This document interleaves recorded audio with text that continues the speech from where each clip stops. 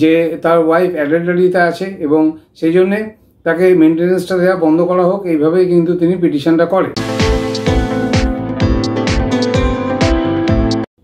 নমস্কার বন্ধুরা, আজকে যে ব্যাপারটা নিয়ে কথা বলবো সেটা হচ্ছে মেনটেনেন্স এবং অ্যাডাল্টারি, মানে পরক্রিয়া।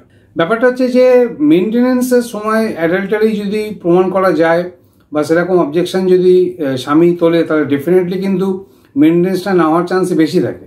এবং সেই সম্পর্কে আমি আপনাদের আজকে ডিটেলসে কথাটা বলছি এবং এটা একটা হাইকোর্টের জাজমেন্ট অনুযায়ী আপনাকে কথা বলছি।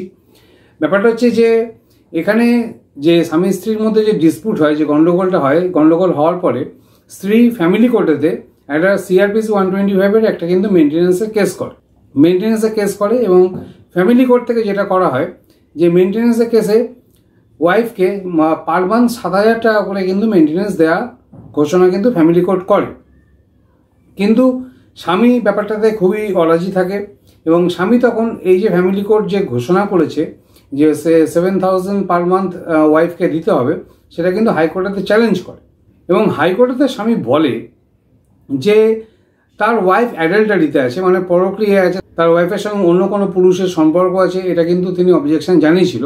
কিন্তু ব্যাপারটা হচ্ছে ফ্যামিলি কোর্ট এই যে অ্যাডাল্টারি ব্যাপারটা এটাকে ডিসাইড না করে, এই পয়েন্টের ওপরে ফোকাস না করে, অ্যাডাল্টারি ব্যাপারটাকে ডিসাইড না করেই কিন্তু ওয়াইফের মেনটেনেন্স করে দেয়। কিন্তু হাইকোর্টেতে হাজবেন্ড জানায় যে তিনি যে ওয়াইফের যে অবজেকশন তিনি তুলেছেন অ্যাডাল্টারি, তার কিন্তু ডিটেলস ব্যাপারটা এবং সব কিছু ডিটেলস তিনি ফ্যামিলি কোর্টকে জানিয়েছে।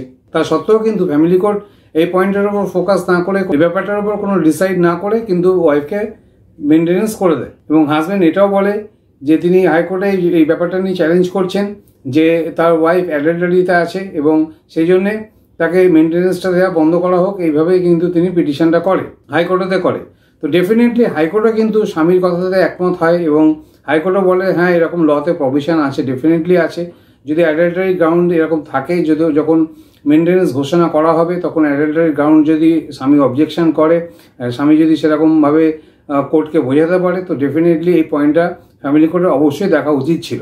সুতরাং এখানে কিন্তু স্বামীর কথা টোটালি হাইকোর্ট শোনে এবং হাইকোর্ট বলে যে ফ্যামিলি কোর্ট যে মেনটেনেন্সটা করেছে সেই মেনটেনেন্সটা 7,000 পার মান্থ করেছে এবং অ্যাডাল্টারি ব্যাপারটাকে ওপর ফোকাস করা কোনো ডিসিশন নেওয়া হয়নি, এটা কিন্তু ফ্যামিলি কোর্ট ঠিকঠাক কাজ করেনি। সুতরাং এখানে কিন্তু ডেফিনেটলি হাজবেন্ডের সঙ্গে এগ্রি হয়ে হাজবেন্ডকে রিলিফ দেয়, এখানে হাইকোর্ট হাজবেন্ডকে রিলিফ দেয় এবং ফ্যামিলি কোর্টের যে অর্ডারটা সেটা তার উপরে কিন্তু হাইকোর্ট স্টে করে দেয় এবং হাইকোর্ট বলে যে এরকম অ্যাডাল্টারি যদি থাকে তাহলে ইন্টারিম মেনটেনেন্স এবং ফাইনাল মেনটেনেন্স কোনো কিছুই কিন্তু পাবে না। কারণ এই যে হাজবেন্ড যে ডিটেলস ইনফরমেশন দিচ্ছে এবং তার ভিত্তিতে জিনিসটা নির্ণয় করতে হবে এবং এই জিনিসটার উপর ফোকাস করতে হবে এই সম্পর্কে, এবং টোটাল ব্যাপারটা কিন্তু এই সম্পর্কে হাইকোর্ট কিন্তু বলে দিয়েছে। সুতরাং অ্যাডাল্টারি গ্রাউন্ড এবং আপনার কাছে যদি সেরকম তথ্য থাকে তো ডিটেলস ইনফরমেশন আপনি কিন্তু ফ্যামিলি কোর্টকে দিতে পারেন।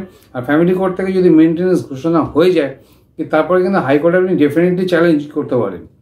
দেখুন, ইন্টারিম মেনটেনেন্স বন্ধ করা, ইন্টারিম মেনটেনেন্সকে স্টে করা কিন্তু খুবই কঠিন ব্যাপার।